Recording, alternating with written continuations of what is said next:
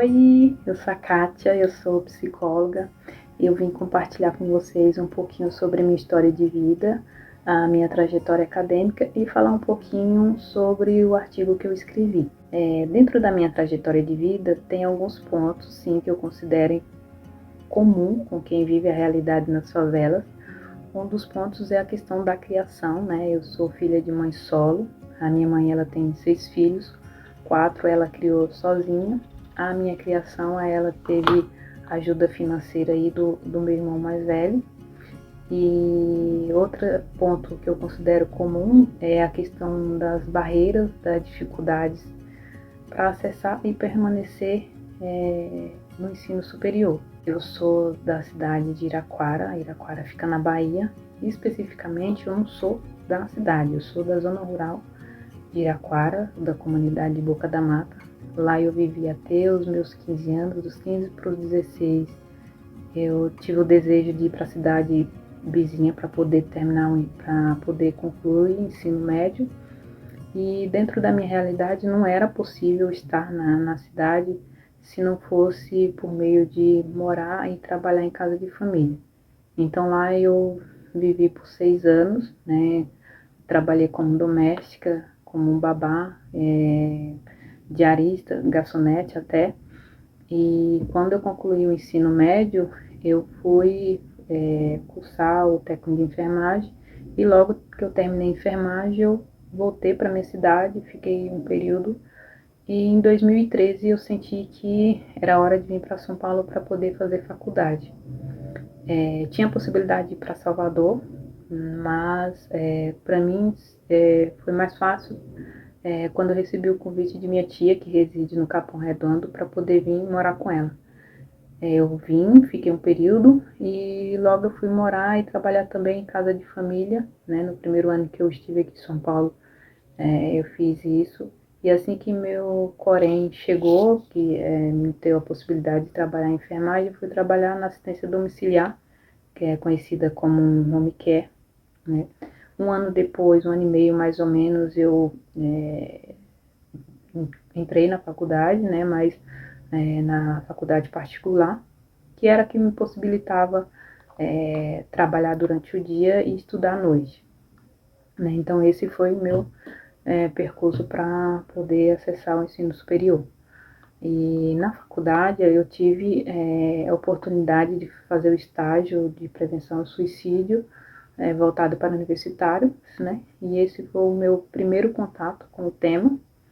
E no TCC da graduação a gente tinha que escrever um projeto e aplicar esse projeto em uma instituição. E a instituição que a gente tinha conhecimento era o Centro de Acolhida para Mulheres Trans e Travestis aqui em São Paulo. E com orientação, a gente teve como orientador o Thiago Bloss, né? A gente contou com a experiência dele aí na população LGBT. A gente montou o projeto dentro das rodas de conversa que a gente participou, até mesmo como convidados, né, como os visitantes. O suicídio ele sempre aparecia, né, porque é algo bem presente na realidade delas.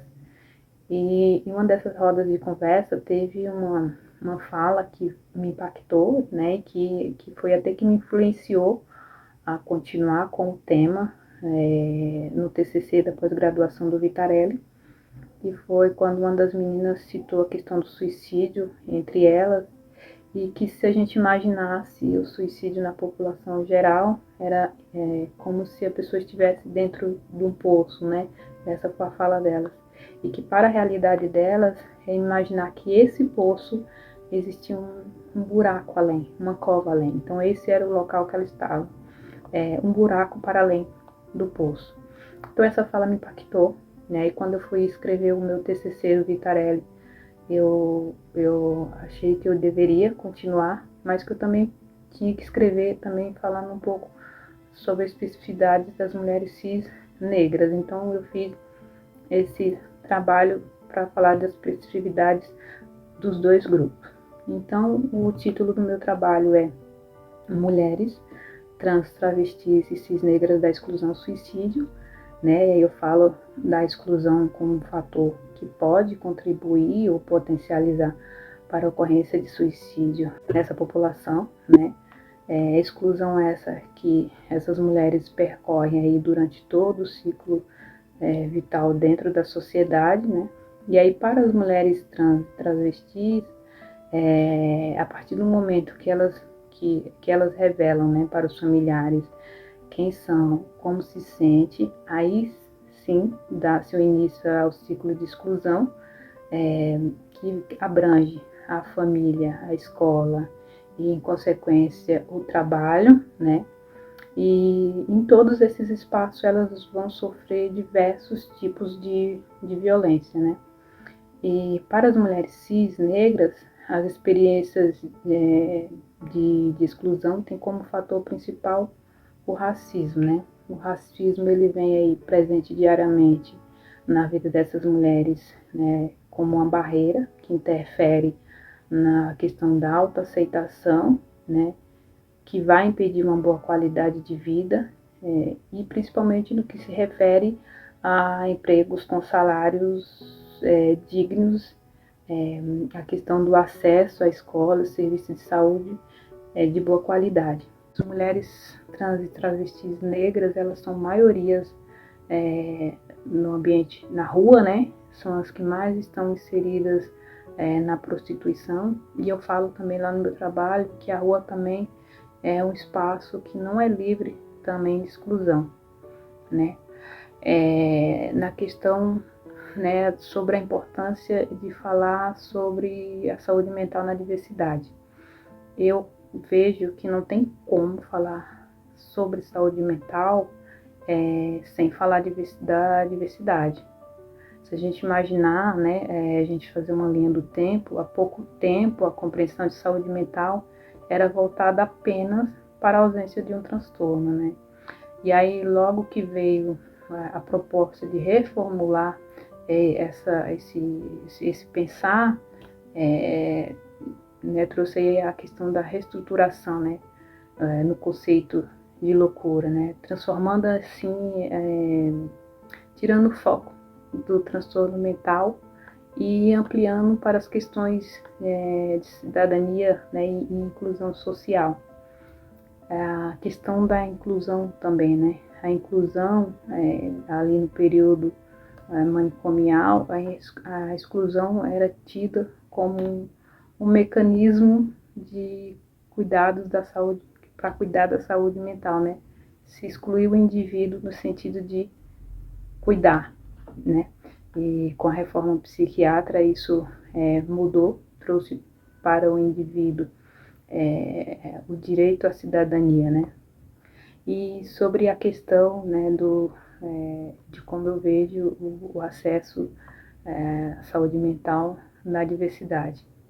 Eu vejo e eu falo isso no meu trabalho também sobre, mais focado na questão das mulheres trans cis, mas na questão geral, né, principalmente na exclusão, né, geral.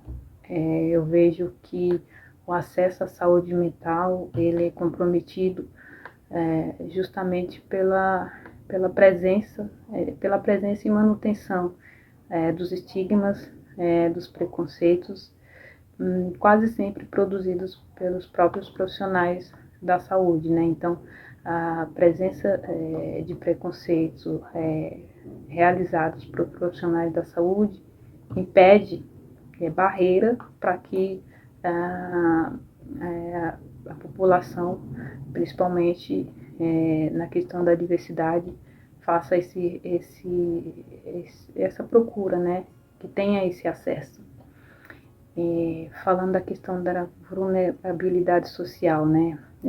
Acho que teria a vulnerabilidade social, ela tem esse impacto, pode levar ao adoecimento mental, justamente considerando que os estigmas e as discriminações, elas podem levar, né, aí a uma autoestima baixa e até impactando aí na autoconfiança do sujeito, né, da pessoa, e que vai impactar também na questão da visão de futuro dessa pessoa, né. E aí eu considero assim, iniciativas como essas ofertadas pelo Mapas da Saúde extremamente urgentes, né, e necessárias. Para se ter uma ideia, quando eu fui elaborar o meu trabalho, eu tive como a principal dificuldade a falta de materiais e de dados que abordassem as questões voltadas para as mulheres trans, travestis e cisnegras, né? Os dados principais, né, que encontrei e para elaborar meu trabalho está disponível aí no dossiê da ANTRA, né? A ANTRA é a Associação Nacional de Travestis e Transsexuais do Brasil. Elas têm um trabalho extremamente incrível, né? São elas que têm aí realizado a monitoração de casos de violências, de morte por suicídio e por homicídio dentro da população trans, né? Bom, eu concluo parabenizando o Mapa da Saúde por essa ação incrível. E aí eu já coloco, né, até que eu coloco lá no meu trabalho, né, sobre esse desejo, né, de que cresça pesquisa, mais pesquisas e que aumente aí o interesse dos acadêmicos, né, sobre essa questão que abrange aí as especificidades dos grupos minoritários, da diversidade, né. E é isso, eu concluo, né, já agradecendo por participar desse projeto incrível e que é uma honra para mim. Beijos e até a próxima.